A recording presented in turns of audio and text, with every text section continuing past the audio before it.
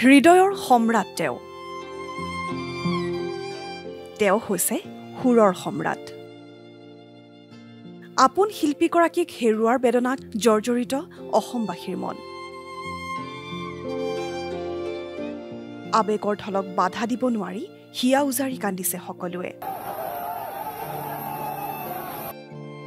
এয়াই অসমৰ প্ৰজন্মৰ পাছত প্ৰজন্মৰ হিৰাই হিৰাই বিয়পি থকা এক সত্তা জুবিন গাৰ্গ 23 ছেপ্টেম্বৰ সকলোৱে কল্পনা নকৰা এটা দিন জুবিন গাৰ্গৰ শেষকৃত্যৰ সময়ত মুখাগ্নি কৰিছিল তেওঁৰ ভগ্নী পামী বৰঠাকুৰ ৰাহুল গৌতম শৰ্মা ৰুদ্ৰপ্ৰয়াগ গাৰ্গ আৰু অৰুণ গাৰ্গে সৰ্বত্ৰে চৰ্চা লাভ কৰা এই অৰুণ গাৰ্গ কোন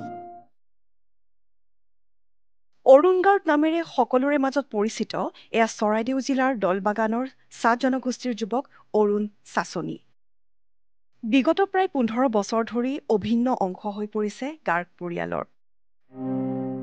শিল্পীগৰাকীয়ে অৰুণক দিছে নিজৰ উপাধি এয়া অৰুণৰ দলবাগানৰ ঘৰখনৰ প্ৰতিটো কোণত জীপাল হৈ আছে জুবিন গাৰ্গৰ স্মৃতি আৰু সপোন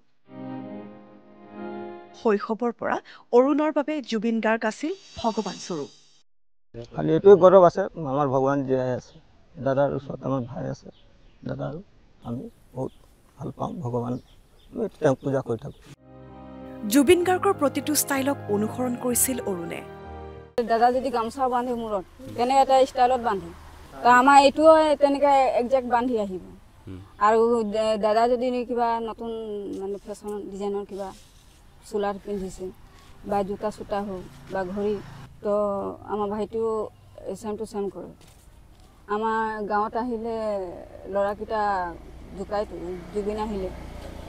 বুলি অঁ